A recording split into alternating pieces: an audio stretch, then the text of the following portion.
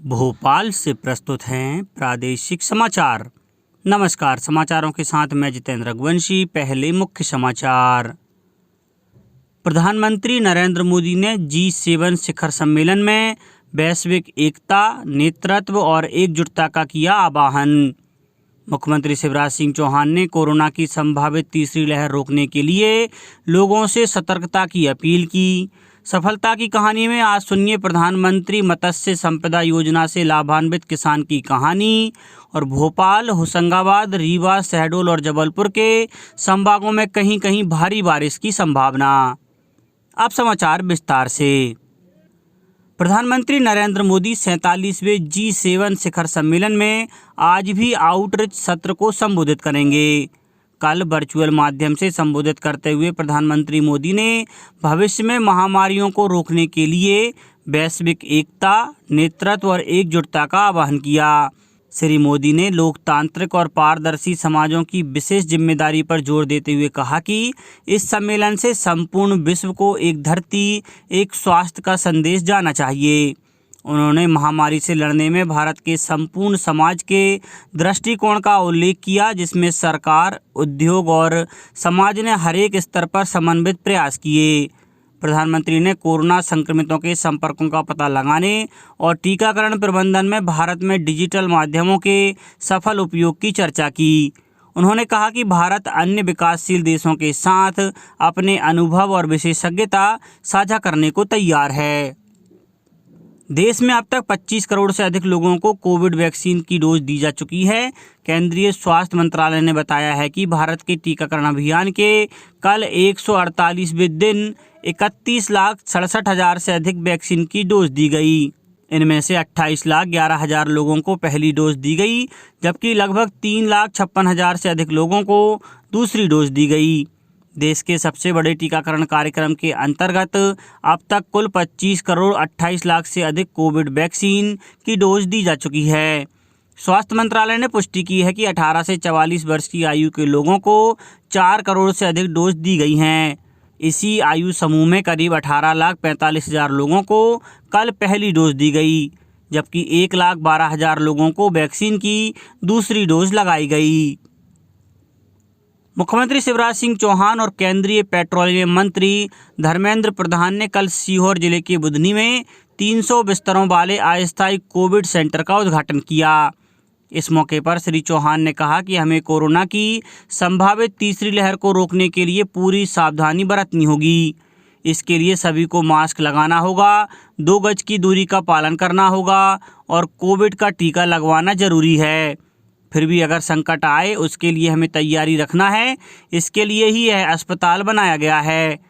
मुख्यमंत्री श्री चौहान ने कहा कि हम लगभग 80,000 टेस्ट रोज कर रहे हैं, जिसमें 1500 से ज़्यादा टेस्ट सीहोर में प्रतिदिन किए जा रहे हैं। वहीं केंद्रीय पेट्रोलियम मंत्री धर्मेंद्र प्रधान ने कहा कि मध्य प्रदेश ने कोरोना को नियंत्रित करने में सफलता प्राप्त की है। प्रदेश का क्राइसिस मैनेजमेंट ग्रुप का मॉडल अनुकरणीय है। श्री चौहान ने कोविड केयर सेंटर की व्यवस्थाओं का निरीक्षण किया और सेंटर परिसर में पौधारोपण भी किया।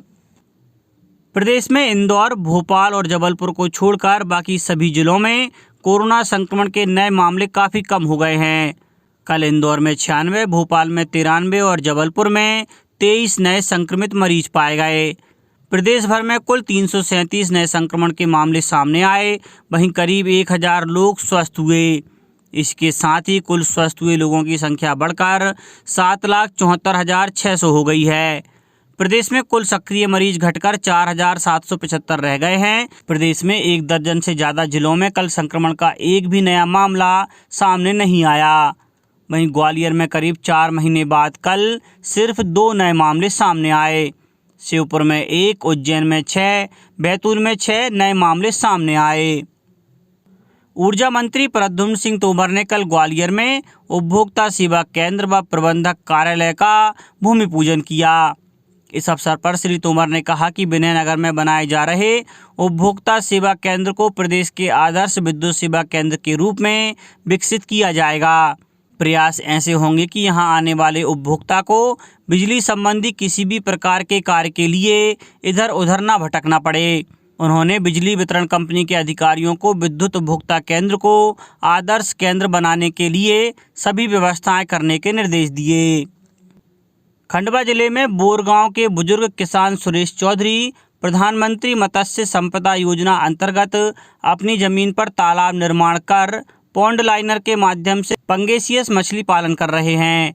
श्री चौधरी ने छोटे छोटे 4 पॉली पॉन्ड बनाकर पंगेसियस प्रजाति की मछली पालन के जरिए अच्छी आमदनी प्राप्त कर रहे हैं। उन्होंने 30,000 मत्स्य बीज का संचयन किया, जिससे 8 माह में प्रति मछली औसतन 1 किलोग्राम की हुई। इसमें करीब 10 लाख लागत आई और 23 टन मछली का उत्पादन लिया गया, जिससे उन्हें 20 लाख की आमदनी हुई। भोपाल स्थित राजीव गांधी प्रौद्योगिकी विश्वविद्यालय की परीक्षाओं में छात्रों से विलंब शुल्क नहीं लिया जाएगा। विश्वविद्यालय के अधिकारियों ने यह जानकारी दी है। विश्वविद्यालय प्रशासन ने कहा कि कोरोना महामारी की वजह से कई छात्र आर्थिक परेशानी का सामना कर रहे हैं। इसे देखते हुए विलंब शुल्क नहीं लेने का फैसला किया गया है। विद्यार्थी इसकी मांग कर रहे थे। अन्य विश्वविद्यालयों ने भी विलंब शुल्क नहीं लेने का निर्णय लिया है।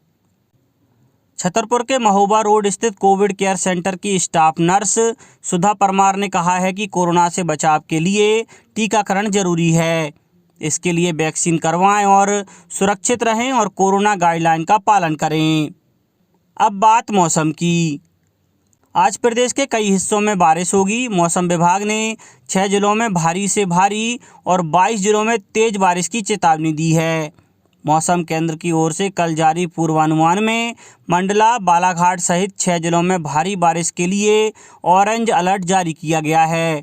भोपाल, होशंगाबाद, रीवा, शहडोल और जबलपुर के संभागों में कहीं कहीं भारी वर्षा की चेतावनी दी गई है। मौसम विभाग ने सीहोर, रायसेन सहित 22 जिलों के लिए येलो अलर्ट जारी किया है।